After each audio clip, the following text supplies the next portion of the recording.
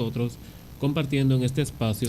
En el día de hoy tenemos un programa muy especial, el cual nos estará acompañando un especialista de la salud y es una persona que se dedica a realizar trasplante. Es un cirujano que trabaja en el Hospital Metropolitano de Santiago, en el HOMS, y estará con nosotros compartiendo diferentes informaciones, las cuales son muy importantes para nuestra sociedad. Le damos la bienvenida al doctor Amós González. Buenos días, doctor, ¿cómo estás? Buen día, Ramón. Muchas gracias por la invitación y buen día a todos los radioyentes. Un placer estar aquí con ustedes compartiendo temas importantes para todos nuestros pacientes renales. Doctor, queremos conocer primero cuál es su área en la que usted se desempeña. Sí, mira, yo soy cirujano general, tengo un fellowship, o sea, una superespecialidad en lo que es cirugía de trasplante renal, renopancreático y trasplante hepático pediátrico y adulto, así como cirugía hepatopancreatobiliar. Así que nos dedicamos básicamente a tratar las enfermedades que tienen que ver ya cuando un órgano, en este caso los riñones, el páncreas o el hígado, están fallando, de manera que no pueden realizar sus funciones, y una de las opciones terapéuticas que tenemos es cambiar ese órgano que no sirve o sustituirlo por uno que sirva para que obviamente el paciente pueda tener una vida sin ningún inconveniente. Supongo que para realizar un trasplante debe de existir un donante. Sí, mira, hay dos tipos de trasplante, o sea, desde el punto de vista del donante. Okay. Hay donantes que, vamos a decir, tienen lo que se llama una muerte encefálica, que es cuando un paciente está en una unidad de cuidado intensivo por la razón que fuere y puede ser que tenga alguna condición cerebral donde su cerebro deja de recibir sangre y se infarta. Ese cerebro se infarta, deja de recibir sangre y se infarta. O sea, está sus funciones cerebrales abolidas. En este caso, aunque el corazón le esté latiendo. Claro. Y a este tipo de muerte se le llama muerte encefálica. O sea, por eso se le dice muerte encefálica. Hay otro tipo de donantes en donde su corazón falla y hace un paro cardíaco. Ese es otro tipo de donante que se consideran y se llama muerte en parada cardíaca, o sea, donante en parada cardíaca. Entonces están esos dos tipos de donantes, lo que tienen que sus órganos vitales, corazón, pulmón, su corazón está latiendo, sus pulmones están asistidos por un respirador mecánico, ¿no? En la máquina de ventilación. Esa es muerte encefálica. Y tal otro paciente que su cerebro está bien, pero hacen eventos cardiovasculares y hace una parada cardíaca. Esos son los dos tipos de donantes que se consideran para donante cadavérico. Está el otro tipo de donante, que es el donante vivo, en donde tú, por ejemplo... Ese es el donante voluntario. Sí, donde tú, por ejemplo, puedes darle un órgano o parte de tu órgano, de uno de tus órganos, a tu ser querido, a un amigo, a un relacionado. Eso es donante vivo. Por ejemplo, en el caso de los riñones, tenemos 2 riñones y si Dios no lo quiera, alguien en tu familia o una amistad puede necesitar un riñón, tú pudieras donarle uno de tus riñones y hacer lo que se llama una donación en vida, ¿verdad? Donante vivo. Por eso se le dice donante vivo. Al realizar ese tipo de donación, tú, como donante vivo, no tienes ningún inconveniente porque tu único riñón que va a quedar suple las funciones vitales de toda tu economía. En ese caso, doctor, la persona que hace la donación debe de tener en perfecta condición ambos riñones, tanto el que va a donar como el que le va a quedar. Sí, obviamente. Hay condiciones anatómicas y condiciones que son obviamente ya sistémicas. Por ejemplo, una persona puede tener litiasis renal, o sea, piedras en los riñones, y se puede considerar ese riñón con piedra en los riñones que pueda ser donado, no hay ningún inconveniente. O sea, hay una serie de factores que nosotros evaluamos y decidimos cuál paciente puede ser donante o no. Obviamente necesitamos evaluarlo, hacerle toda una serie de laboratorios, estudios, imágenes y demás. Pero no se puede descartar pacientes porque tengan condiciones en sus riñones, descartarlos como donante vivo. En ese caso que tiene litiasis, antes de instalar o de trasplantar el riñón, ¿se le hace un proceso para corregir esa parte? Depende de dónde esté el lito, o sea, la piedra dentro del riñón, depende de dónde esté, o se pueden hacer el retiro de esa piedra, o si está en una localización donde no hay manera de sacarla, ni tampoco va a causar problema luego, cuando se implante ese riñón en el receptor, en su función, se deja tranquila esa piedra. Lo que hay, un seguimiento, ya luego en el paciente trasplantado, que eso, vamos a decir, no necesariamente ese tipo de condición, litiasis renal, contraindica la donación. No la contraindica. Para el trasplante, ¿existe algún tipo de contraindicación? ¿Algo que le impida a una persona ser trasplantada? Sí, miren, con respecto a los trasplantes, o sea, a los pacientes que ya necesitan, en este caso, un riñón, se hacen una serie de estudios. Dentro de esos estudios, uno lo que vamos a realizar es que el paciente no pueda tener un cáncer activo. ¿Por qué? Porque los pacientes que se trasplantan reciben una medicación que se llama inmunosupresores, o sea, son una serie de medicamentos que el paciente va a tomar para disminuir la defensa de nuestro organismo de manera que él reciba el órgano y su cuerpo no lo ataque. Okay. Cuando el cuerpo de un receptor ataca el órgano que recibe, eso se llama un rechazo. O sea, rechazo es que tu cuerpo, o sea, el cuerpo del receptor está atacando al órgano que has recibido y deja de funcionar adecuadamente. Entonces, para esa medicación que le damos, baja esas defensas, y así como esas defensas nos ayudan a contrarrestar los virus, las bacterias, los cánceres, si nosotros en un paciente que tiene un cáncer activo no se estudia adecuadamente y se recibe inmunosupresión, obviamente el cáncer va a atacar de manera sería muy peor potente. El proceso. Claro está. Esa es una contraindicación. Otra contraindicación es que el paciente, como te comentaba, lo de la inmunosupresión, la bajada de la defensa en el receptor, tampoco puede estar con una infección activa, de la que fuere, ni viral, ni bacteriana, ni por hongos. Dígame una cosa, doctor. Sí. Conocemos muchos casos de personas diabéticas que incluso están ya en programa de diálisis. Esas personas de diálisis, cuando se trasplanta, ¿puede, aparte de su funcionamiento renal, mejorar con el trasplante de riñón? ¿Otras cosas también le mejoran, como algo vaya relacionado con su diabetes? Mira, para los pacientes diabéticos tenemos el trasplante de páncreas. Y generalmente los pacientes diabéticos son una población de pacientes que dañan diferentes órganos.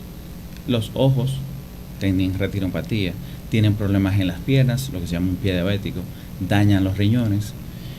Y para este tipo de pacientes, generalmente la estrategia que hacemos es que depende del grado de diabetes que tenga, si es una tipo 1 o tipo 2, depende del tipo de diabetes que tenga, o lo trasplantamos juntos, o sea, un trasplante reno-pancreático, o sea, se le trasplanta el riñón y el páncreas, o podemos hacer la estrategia de trasplantar primero el riñón, lo sacamos de diálisis, que es nuestro mayor temor. Un paciente en diálisis, la mitad de los pacientes en diálisis a los 5 años ya está fallecida a causa de la diálisis. Entonces lo sacamos de diálisis con un trasplante de riñón y luego puede optar o recibir un páncreas. Esa es una estrategia que podemos utilizar. ¿Y con esos dos trasplantes ya sale de la diabetes? Sí, se cura de la diabetes y obviamente ya está fuera de diálisis. Ok, pero dígame una cosa. Tenemos una población alta de personas con diabetes en nuestro país, pero también nos gustaría conocer si las ARS ¿tienen alguna cobertura para esos tipos de trasplantes? El único trasplante que está en cobertura actualmente es el trasplante renal. Los demás trasplantes todavía estamos en proceso de que se autoricen por parte de la CISALRIL y todo el sistema de salud. Ok. En el caso de las personas, un ejemplo, que se quiera realizar un trasplante de riñón, alguien que esté en un programa de diálisis, ¿cómo es el procedimiento? ¿Dónde que se anota en la lista de espera? ¿Cuál es la función que debe de realizar? Lo primero que tiene que hacer todo paciente que está en un programa de diálisis es acudir a su nefrólogo primario, o sea, su nefrólogo de cabecera. Y ya su médico de cabecera debería de referirlo a un centro de trasplante. ¿Cuáles centros tenemos disponibles en el país? Actualmente tenemos para el trasplante cadavérico, tenemos el Hospital Metropolitano de Santiago, tenemos en la capital el Hospital General de la Plaza de la Salud y tenemos el Centro Cardio Neurooftalmológico y Trasplante CECANOT. Esos son los 3 centros que están actualmente realizando trasplante cadavérico, renal, así que pueden informarle todo el paciente que está en hemodiálisis, que quiera o esté en condiciones de recibir un órgano, informarle primero a su nefrólogo de cabecera su inquietud para que lo refieran a un centro de trasplante. Eso sería lo ideal. Ok, y ese nefrólogo entonces se encarga ya de ponerlo en la lista de espera, hacerle contacto. Sí, ya cuando acude al centro de trasplante, ya ahí se evalúa por el equipo, se le piden todos los laboratorios del lugar y las investigaciones que te comenté al principio, de manera que ese potencial receptor, o sea, ese potencial paciente, descartemos todo lo que no se pueda, o sea, lo que no pueda contraindicar esa cirugía. Ya cuando para descartemos, primero mejorar esa parte. Claro, cuando descartemos ya que él se pueda trasplantar, que diga, sí, no hay ninguna contraindicación para trasplantar, o sea, que se puede trasplantar, entonces ahí seguimos todo el proceso. Eso incluye estudios de radiografía, evaluaciones de los diferentes especialistas, las pruebas de compatibilidad, que eso se hacen, depende si es para donante vivo, se le hacen al donante y al receptor, y ya luego de ahí, si es para cadavérico, se inscribe en la lista de espera para trasplante renal cadavérico. Okay. Si tiene un donante vivo, entonces se preparan los dos, se prepara el donante y el receptor, y generalmente los pacientes con donante vivo se trasplantan muy rápido. Estamos hablando de 2 o 3 meses, si está todo si está todo ok con ambos, con el donante y el receptor, en 2 o 3 meses ya está trasplantado ese paciente. Muy bien. Para cadavérico toma un tiempo, y la lista de espera actualmente del Hospital Metropolitano de Santiago está alrededor de 1 año y medio, 2 años como mucho. Lo que hay que estar positivo y dispuesto. Y recuerda que depende mucho del paciente, porque van a la consulta, tú le pides una serie de estudios y laboratorios y el paciente debe hacerlo. Hasta que no complete todo ese protocolo, no se inscribe. O sea que depende mucho del paciente, la disposición de los pacientes. He escuchado de que el INCOR como que tiene un programa también para facilitarle esos procesos a los pacientes. Mira, qué bueno que lo mencionas. El INCOR es Instituto Nacional de Coordinación de Trasplantes. Esa organización gubernamental, en dependencia del Ministerio de Salud Pública, es lo que rige en nuestro país toda la actividad de trasplante. Esa es como nuestra, es como el ente fiscalizador, el ente rector de toda la actividad de trasplantes.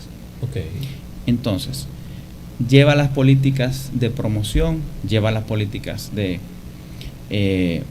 facilitador y linkeo de la medicación que van a llevar estos pacientes, que la deben de buscar en muchas ocasiones en el departamento de alto costo del Ministerio de Salud. Y también el INCOR organiza la lista de espera, o sea, es que tiene todos los datos de los pacientes. Okay. El INCOR es que dice a quién es que le corresponde ese órgano. O sea, no es que vamos a decir que nosotros tanto en el Homs o Plaza o cercano decidimos a quién que va el órgano, no. Por eso el INCOR es quien fiscaliza, o sea, es quien dice a quién le toca el órgano. Depende de los puntajes que tenga ese paciente. Sí, estuvimos por aquí, nos acompañó hace unos días el doctor Kenzo Yamamoto. Él nos estuvo explicando un poco sobre esa parte de cómo es que se seleccionan los pacientes para lista de espera ya cuando llega una oportunidad de un trasplante, y nos explicaba como a través de un algoritmo que ellos tienen, el cual es algo muy, vamos a decir, algo muy neutral, que no es a lo yo te seleccioné porque tú eres mi amigo, o porque te conozco, o porque tal cosa. Eso es bueno que lo sepa la población. Nosotros dentro de los hospitales trasplantadores no decidimos a quién toca el órgano. El órgano lo decide el INCOR. Toda la información de los pacientes está en un programa de computadora. Como un banco de datos. Claro, un banco de datos donde se ingresa la información, y con la compatibilidad del receptor y los donantes, del donante y los receptores, lleva a cabo ese algoritmo y nos dice a quién le toca. Así es que se hace la selección de los. Y dígame una cosa, doctor. Una persona ya trasplantada, ¿cómo debe de ser su rutina de vida luego del trasplante de riñón? Mira, ya después que un paciente está trasplantado de riñón, hace su vida prácticamente normal. Si bien es cierto que está con una medicación inmunosupresora, esa medicación inmunosupresora debemos ser muy cautelosos en los primeros 3 a 6 meses. Pero ya después de ahí, los pacientes hacen su vida completamente normal. Se reintegran a sus labores, se pueden hacer actividad física normal. O sea, solamente debemos de cuidar y ser un poco, vamos a decir, obsesivos con la higiene y la limpieza, los alimentos, etcétera, en los primeros meses. Pero ya después el cuerpo hace un quimerismo, acepta ese órgano y lo hace propio, y la inmunosupresión la bajamos, y ya en ese momento el paciente tiene, vamos a decir, una sinergia con ese nuevo órgano y hace su vida prácticamente normal. Ya lo adaptó. Así es. ¿Cuáles otros órganos se puede trasplantar? Órganos tenemos corazón, pulmón, pulmón, hígado, riñón, páncreas, intestino. Tejidos tenemos córneas, válvulas cardíacas, hueso, piel. Muy bien. Y tenemos células, que son las células hematopoyéticas, que son ya de diferentes tipos. Podemos, por ejemplo, en el trasplante de páncreas, trasplantar las células de islote pancreático. O sea, es otro tipo de trasplante pancreático, que es trasplantar las células del páncreas, se procesan en un laboratorio y se le implantan a los receptores. Ese es un tipo de trasplante de células. Otro más riguroso que el riñón. Claro que sí. Otro trasplante de células, por ejemplo, son las células hematopoyéticas, lo que decimos trasplante de médula ósea. Ese es un tipo de trasplante. ¿También se realiza aquí? Se realiza.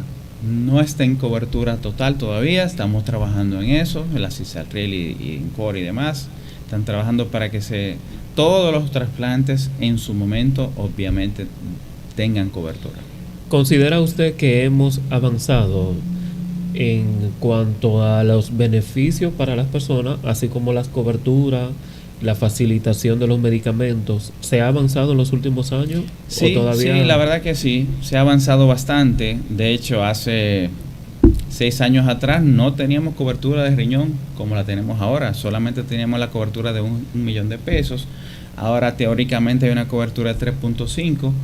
Eso incluye todos los procesos, tanto la preparación de los pacientes, el acto quirúrgico, la medicación pre y post y el seguimiento post, o sea, post trasplante. Excelente. Porque un dolor de cabeza, me imagino, para una familia. Sí. Tener que saber que a pesar de la enfermedad que está padeciendo, que entonces le llegue otra enfermedad mental porque no sabe de dónde va a sacar el dinero. Así es. Recuerda que el trasplante no es algo ni sencillo ni barato.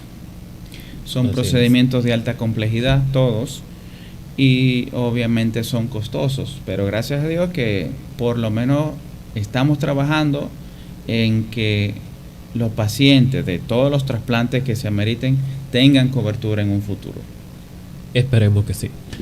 Bien, doctor, otra cosa, he también sabido de casos de que cuando una persona ya se realiza el trasplante, al momento de dejar la diálisis, dejar su vida anterior, también su nivel de, o sea, su salud emocional y también con la familia es muy diferente.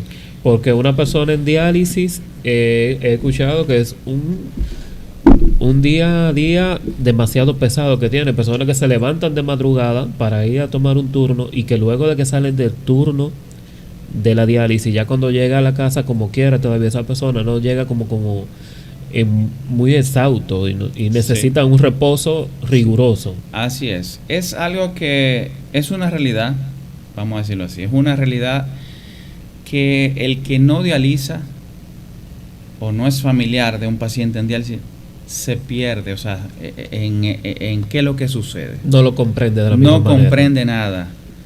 Para que los radioyentes tengan una idea de qué es lo que es una diálisis. Una diálisis es un tipo de riñón artificial donde la sangre de los pacientes, que sus riñones ya no están en funciones, pasa a través de esta máquina, la máquina de hemodiálisis, se limpia a través de unos filtros especiales y retorna al paciente limpia, sin toxinas. Eso es lo que es la máquina de hemodiálisis. Ahora bien, para realizar eso, el paciente tiene que llegar por lo menos 1 o 2 horas antes al centro de diálisis. La diálisis toma entre 3 y 4 horas. O sea, conectado. Claro, sentado en el sillón de la máquina, 3 a 4 horas. Eso es 3 veces a la semana.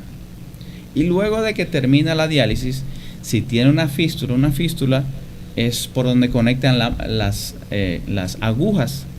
Porque a las venas. A las venas, a la fístula, que es un tipo de vena magnificada para que sea más fácil punzarla. Pero ¿qué pasa? Que usan heparina. Y la heparina es un anticoagulante. Entonces lo que te quiero explicar es que ya termina la diálisis, pero tienen que esperar 1 hora, media hora, 1 hora, esperando que la fístula cierre, que no sangre.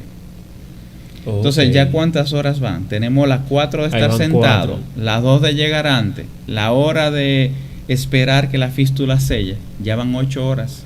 Del día.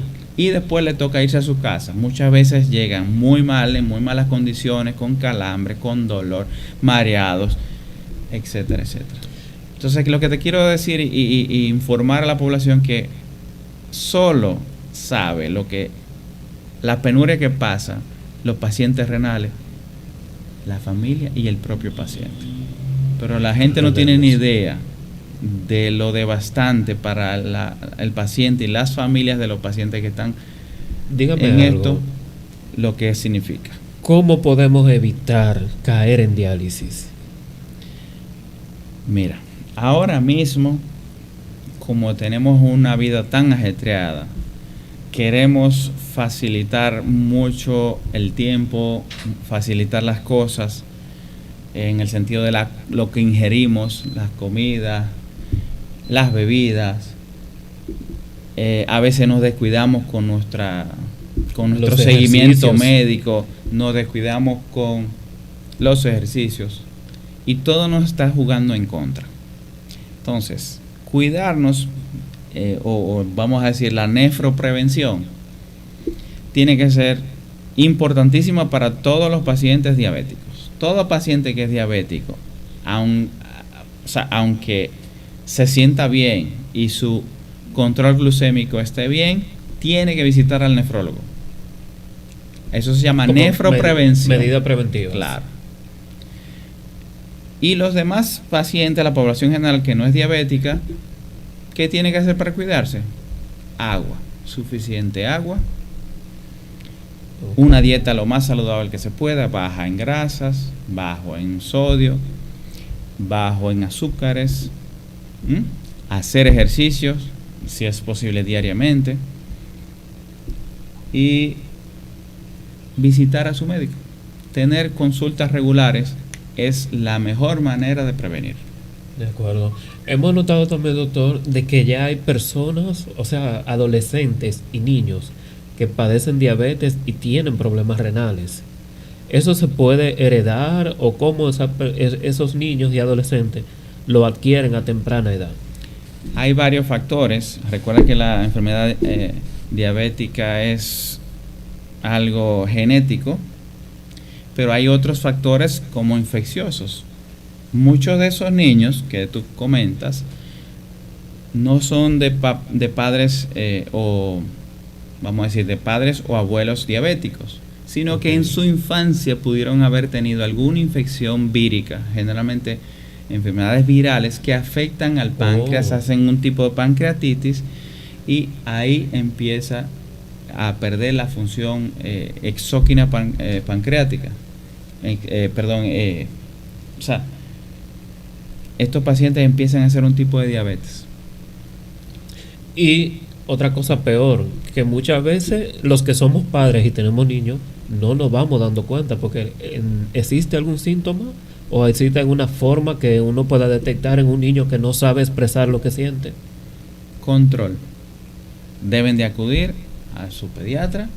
Si hay cualquier inconveniente que tenga su niño, llévelo al pediatra. No, vamos a decir, está muy bien que usted por 24 horas pueda manejar una fiebre en su casa, perfecto, pero si la cosa sale de sus manos, acuda al médico. Ok. Aparte de la fiebre, ¿puede dar algún otro síntoma? O sea, un signo de alerta que uno pueda detectar a tiempo. Sí, puede tener los síntomas que vemos en los pacientes diabéticos, que es que le da mucha sed, pérdida de peso, y no tienen ganas de comer. Esos son síntomas que pueden darnos la voz de alerta en cualquier paciente, tanto niño como adulto. Síntomas confusos en los niños, porque no todo niño a veces tiene la costumbre de tomar agua o el hábito de comer, a menos, se lo digo porque yo soy padre. Y a veces nos cuesta mucho hacer que nuestros niños, sin que requieran, sin tener la sed, quieran tomar el agua o quieran comer. Todo el que tiene hijos sabe, a veces lo cuesta arriba que es el tener que sentar el niño a la mesa a la hora de la comida, tanto a veces por las distracciones que hoy existen con la tecnología, a veces porque se han comido otra cosa que no fueron muy saludables antes del almuerzo de la casa, una merienda o algo así. Sí, así es. Bien, doctor. Vamos nosotros en unos minutos a hacer una breve pausa para que luego de la pausa hablemos sobre cómo debemos concientizar a la población de qué manera puedan tener más conciencia con estos temas tanto de los trasplantes como de las donaciones. Hacemos una pausa y continuamos en unos minutos.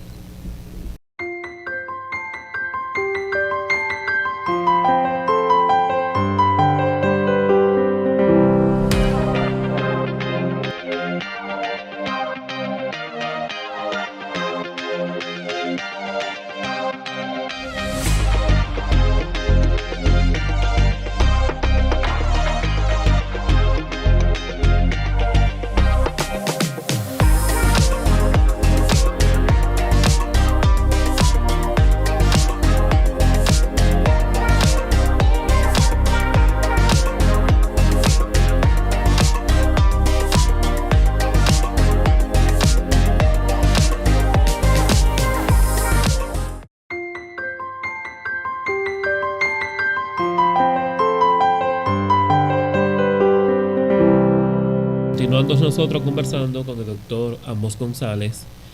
Vamos a seguir compartiendo los temas que son relacionados a los trasplantes. Doctor, en nuestra sociedad existen muchos tabús y algunas desinformaciones relacionadas con los temas de trasplantes. ¿Qué podemos hacer nosotros para evitar que las malas informaciones o las desinformaciones continúen expandiéndose y de esta manera entonces motivar a que las informaciones reales lleguen a la población? Sí, lo que tenemos que tomar en cuenta que para ser donante, o sea, un donante cadavérico, los médicos salvamos vidas y siempre se va a tratar de todo este proceso hacerlo lo más justo y lo más transparente posible. Con esto te quiero decir, lo que escuchamos, los mitos y leyendas que escuchamos por ahí, que vas a ir a un sitio, eso es mentira. Okay. Para realizar una donación, el paciente tiene que estar en una unidad de cuidado intensivo, posiblemente ventilado, y para hacer el diagnóstico de muerte encefálica tiene que haber mínimo una evaluación por 3 especialistas diferentes que confirmen que el paciente está en muerte encefálica. O sea, muerte encefálica, recuerda lo que hablamos, sí, que su cerebro dejó de recibir sangre. Por lo tanto, ahí no hay posibilidad de que el paciente recupere la conciencia. No hay posibilidad. Él está haciendo, tú lo vas a ver al pie de cama, ves el paciente respirando, ves el paciente corazón que está latiendo, ves los signos vitales, todo bien, pero el paciente en su cerebro no hay ningún reflejo. ¿No ha sucedido nunca el caso de una persona que haya tenido muerte cerebral o muerte encefálica pueda de nuevo recuperar mientras esté en la unidad de cuidado intensivo? No, eso es imposible. Eso es imposible. Y para hacer esos diagnósticos se hacen. Puedes hacerlo o con arteriografías, o con electroencefalografía, o con lo que le llamamos el Doppler transcranial, que es un tipo de sonografía que va dirigido a los vasos cerebrales y nos dan el dato de si tiene o no tiene flujo ese cerebro. Okay. O sea que lo que te estoy comentando es que, y aparte de eso, las 3 evaluaciones de los médicos, o sea, 3 médicos diferentes dan su punto de vista y su certificación en un papel donde dice que no hay actividad cerebral, no hay reflejos del tronco o no hay reflejos de una cosa craneal. Una persona que esté dispuesta a que cuando ya parta de este mundo que su cuerpo pueda donarlo, ¿cómo se hace ese proceso? ¿A quién debe darle la información? ¿O debe de ser esperar a que sea ya cuando esté en una unidad de cuidados intensivos? No hay que esperar que el paciente ya esté en condiciones graves. Lo primero que debemos hacer es informar la intención de donación a nuestros familiares y seres queridos. Por ejemplo, si yo quiero ser donante, que hacer esta labor de abnegación, de amor humanitaria, de que cuando yo parta de esta tierra, mis órganos puedan vivir en otras personas, debo de comunicárselo a mis seres queridos primero, en vida. Okay. Papi, mami, hermanos, tío, madre, esposa, madre, decirles, miren, si pasa o llegara a pasar esto, por favor yo quiero que donen mis órganos. Recuerda que los órganos tú puedes también dirigir los órganos que quieras donar. Por ejemplo, si tú dices, no, yo quiero que mis ojos estén intactos, pero puedo donar hígado, okay, riñón, páncreas. O sea, en vida, ¿cuáles órganos se pueden donar en vida? En vida puedes donar riñón, pulmón, hígado, páncreas. Okay. Esos en vida, o sea, que una persona pueda ayudar en vida a otra persona. Okay. Ya cuando hay fallecidos, o sea, que es un cadavérico, le llaman el donante cadavérico, podemos donar los tejidos, como ya te comenté, piel, hueso, válvulas cardíacas, cartílagos, órganos, las córneas, corazón, pulmón, hígado, riñón, páncreas, intestino. O sea que tenemos muchísimos órganos que podemos donar y salvar vidas o dar vida después de la muerte, como hay varios eslogan por ahí, ¿no? Exacto. Y tener en cuenta que esa intención de donación deben de hacerla lo antes posible. O sea, pensarlo, señores. Tenemos que pensar que en algún momento vamos a partir de esta tierra. Y si tenemos la posibilidad, el chance de que podamos salvar, podamos ayudar a otras personas, darle esa voz de alerta a nuestros seres queridos. Ok. Sí, porque Dios nos da la vida totalmente gratis, vamos a decir. Una pregunta. Sí. Una pregunta. ¿Una persona puede donar sin necesidad de que sea alguien específico? Supone, se levantó un día, estás en salud, bien, y dice, mira, voy a donar el riñón mío a quién, al primero que aparezca. Sí, se pudiera. Se llama un donante samaritano eso. Acá en el país no lo tenemos estipulado en la ley, pero en los países industrializados sí. En Estados Unidos, aunque no estén en la ley, se puede realizar. Sí, lo pudiera realizar. No es, todavía nuestra ley está un poco desfasada. Es una ley del 98. Estamos en el proceso de la modificación para incluir vamos a decir, donaciones que ahora se hacen que en ese momento no se hacían, que es el donante en parada cardíaca. La actualización, vamos a decir, de la donante salud. En parada cardíaca en ese momento no se hacía, que es el donante que tiene un paro cardiorrespiratorio, no encefálico, sino que hace un bueno, infarto, que usted menciona eso, que hace un infarto, pero ese infarto lo hace en un ambiente controlado, lo hace en la unidad de cuidado intensivo o lo hace en la emergencia. Entonces, o ya dentro de un centro de salud. Sí, eso se llama controlado.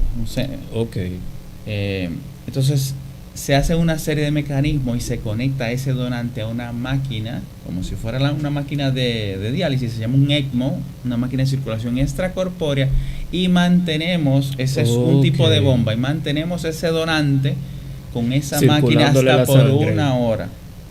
Estando, o sea, ya habiendo hecho el evento, se conecta a la máquina y se mantiene. Ese es donante en parada cardíaca. Quiero preguntarle, una persona que haya fallecido en una unidad de cuidado intensivo, ¿qué tiempo tiene esos órganos disponibles ya después de que se saca de ventilación? ¿Qué tiempo tiene? No se sacan de ventilación. Se mantienen. Claro. Los que están en muerte encefálica nunca se saca de ventilador. Eso es algo que me gustaría que nos aclare. Sí, el que está en muerte encefálica, que su cerebro no funciona, sus funciones vitales están dependiendo de la máquina. El ventilador.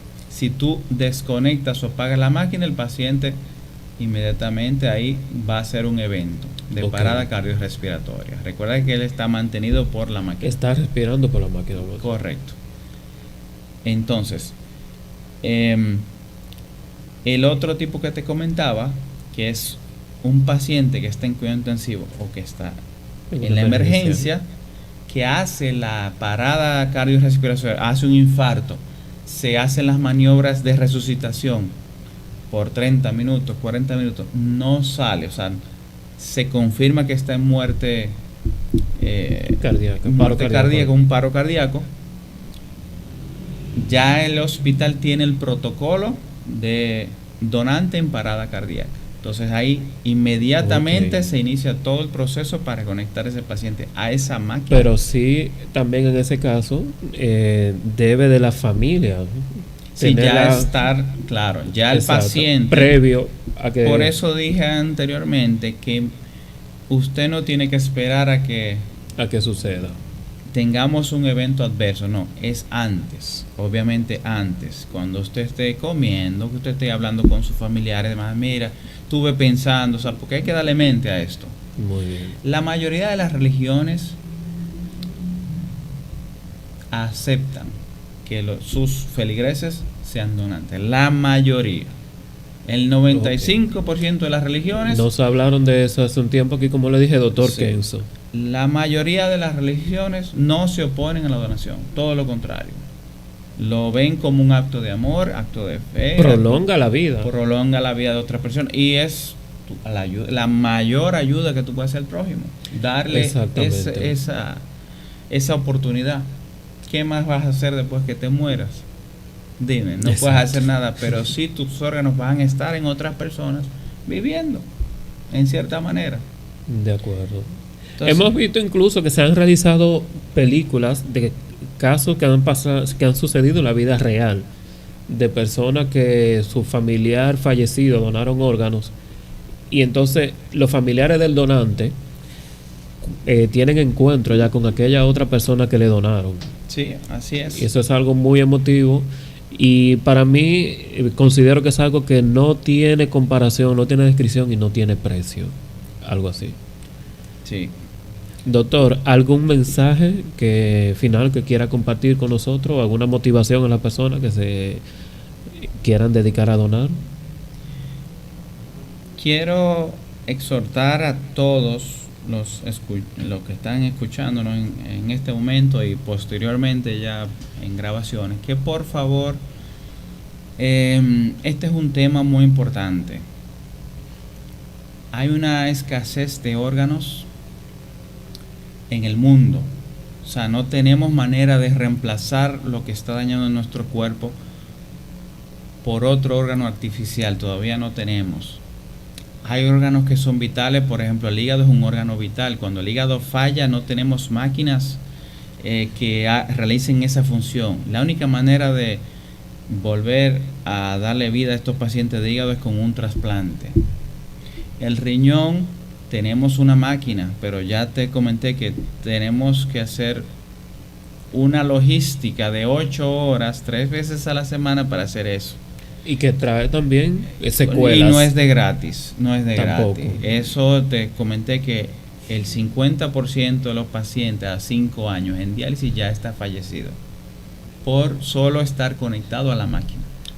Okay. El páncreas no es un órgano vital. El páncreas no es un órgano vital. Hay mucha tecnología ahora. El páncreas artificial, que son bombitas que sensan real time los niveles de glucosa y mandan una dosis de insulina en el momento que requiere el paciente. O sea, sensa y manda y se mantiene así. Pero a pesar de que tenemos muchas cosas a nuestro favor, la escasez de órganos sigue estando. Entonces, y la demanda aumentando. Y la demanda aumentando por lo que comentamos. Entonces, si nuestros, vamos a decir, si nuestras intenciones son de donar, ya que lo hemos, ¿verdad?, dado mente, lo hemos pensado, hay que discutirlo con nuestros seres queridos. La ley dominicana, eso es lo que propone. O sea, en otros países la donación es obligatoria. Acá en nuestro país no. Por eso siempre se le va a preguntar cuando hay un donante, ya que se diagnostica que está ese donante de muerte encefálica, se le va a preguntar a los familiares de la intención de ese donante, cuál era la intención del donante en vida. De acuerdo. Entonces, aunque tú tengas un carnet de donante, que lo puedes conseguir en el INCOR, que eso da mayor peso cuando se hagan las preguntas de la intervención familiar. Que más adelante quiero hacer el contacto con las personas del INCOR para también junto con ellos compartir aquí algunas informaciones que sean de beneficio para la población. Siempre los coordinadores de trasplante, o sea, cuando se haga la entrevista, van a preguntar a la familia, ¿qué pensaba Ramón de la donación? ¿Quería donar? Van a preguntarle a todos tus familiares. Entonces, por eso fui muy claro de que no lo dejen para después. Hay que hacer ese ejercicio de pensar e informar. ¿Ok? Muy bien. Pues bien, gracias doctor por compartir con nosotros estas importantes informaciones y yo le quiero agregar a eso un poquito más. Mira, cada día hemos visto cómo se nos acelera el tiempo, cómo se nos aceleran los días, que a veces no nos dan las horas para las cosas que queremos hacer, pero dediquemos un momento a tener conciencia sobre el cuidado de nuestra salud en sentido general, tanto a través de la alimentación y así también a través de los ejercicios. Dediquemos conciencia por nuestra salud y así podemos nosotros prolongar nuestras vidas. Agradecemos a ustedes por estar compartiendo con nosotros este momento tan especial y nos veremos en una próxima entrega de este espacio. Tengan ustedes un feliz resto del día.